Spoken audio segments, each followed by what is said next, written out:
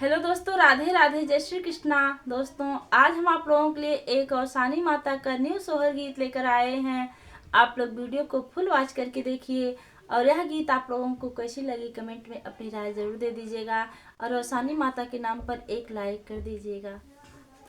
हमारी औसानी माई आवे चौक चढ़ी, बैठे चौक चढ़ी, बैठाई हो मोरी मैया लाली चुनरिया ओढ़े, आवे गजब नीक लागे, गजब नीक लागई हो मोरी मैया लाली चुनरिया ओढ़े, आवे गजब नीक लागे, गजब नीक लागई हो।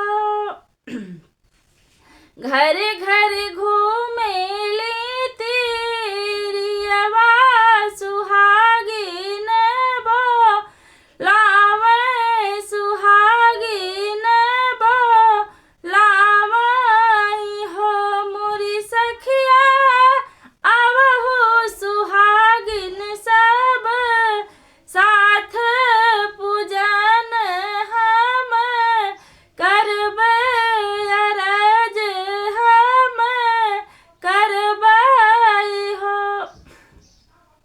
मोरी तिरिया आवहु सुहागिन सब साथ पूजन हम करबे अरज हम करबई हो।